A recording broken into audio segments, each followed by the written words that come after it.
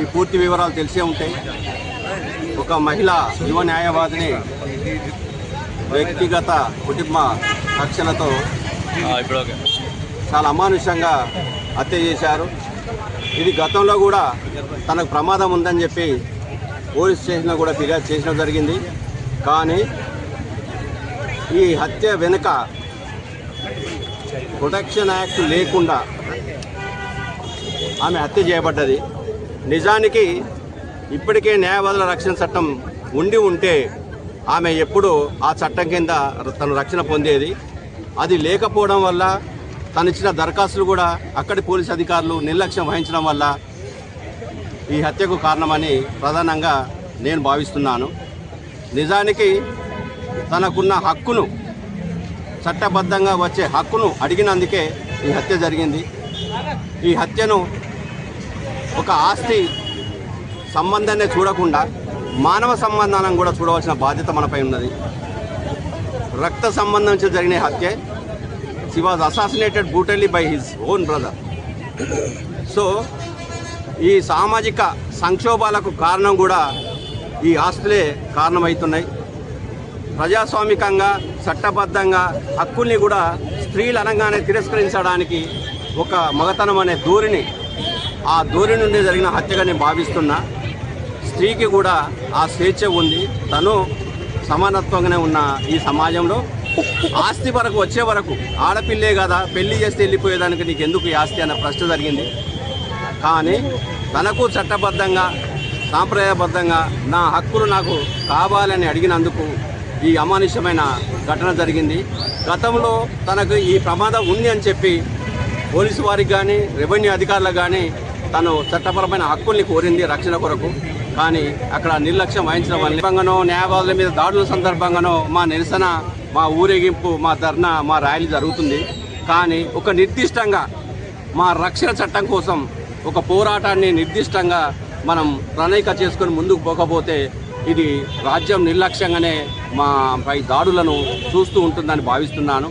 So రాజ్యం ఈ చట్టాన్ని, న్యాయవాదులకు రక్షణ చట్టాన్ని కల్పించేంత వరకు ఒక దీర్ఘకాలిక నిరసన పోరాటం ప్రజాస్వామికంగా చేయాలని, ఈ హత్యలు ఇక నుంచి కూడా ఆగవని, ఆ రక్షణ చట్టం లేకుండా న్యాయవాదులు స్వేచ్ఛగా స్వతంత్రంగా తన న్యాయవాద వృత్తిని కొనసాగించలేని పరిస్థితికి ఈరోజు దిగరాని న్యాయవాద వృత్తి.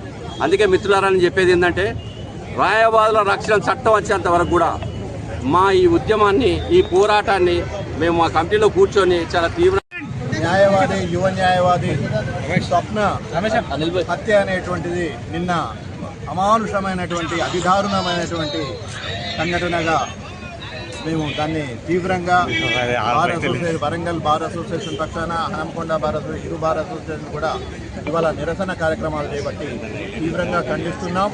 ప్రజాస్వామ్యంలో ఈ విధంగా న్యాయవాదులపై జరుగుతున్నటువంటి దాడులు అనేటువంటిది కేవలం ఒక వ్యక్తిగత దాడిగా కాకుండా న్యాయ వ్యవస్థపై జరిగేటువంటి దాడిగా దీన్ని అభివర్ణించాల్సింది. న్యాయ వ్యవస్థలో ఇవాళ న్యాయవాదులు తమ వ్యక్తిగత ప్రయోజనాల కోసం కాకుండా ప్రజాస్వామ్యయుతంగా ప్రజల కోసం ప్రాణాలు అర్పిస్తున్నటువంటి ఈ యొక్క యోధులను ప్రభుత్వం గుర్తించాలి. ప్రభుత్వం వెంటనే రక్షణ చట్టాన్ని అమలు చేసి న్యాయవాదుల యొక్క భద్రతకు ప్రాధాన్యత ఇవ్వాలని చెప్పేసి మేము డిమాండ్ చేస్తున్నాం.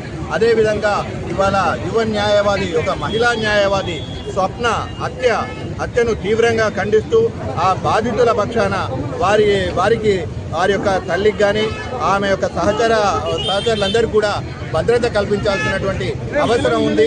ఆ భద్రతను కూడా ఈ యొక్క ప్రభుత్వమే చేయాలని చెప్పేసి, కల్పించాలని చెప్పేసి మేము డిమాండ్ చేస్తున్నాం. అదేవిధంగా ఈ దోషులకు, ఎవరైతే స్వప్నను హత్య చేసినటువంటి దోషులు ఉన్నారో వారిని కఠినంగా శిక్షించాలి. దానికోసం వెంటనే ఒక ఫాస్ట్ ట్రాక్ కోర్టును కూడా ఏర్పాటు చేసి త్వరితగతినటువంటి న్యాయం అందించాలి. ఆ యొక్క బాధితులకు కూడా ఈ యొక్క ప్రభుత్వం వారిని ఆదుకోవాలని చెప్పేసి మేము డిమాండ్ చేస్తున్నాం. వారి పక్షాన మొత్తం యావత్ రాష్ట్ర న్యాయవాదులందరూ కూడా ఐక్యంగా ఇవాళ తీవ్రమైనటువంటి స్వరాలతో ఈ యొక్క నిరసన కార్యక్రమాలు చేపట్టారు.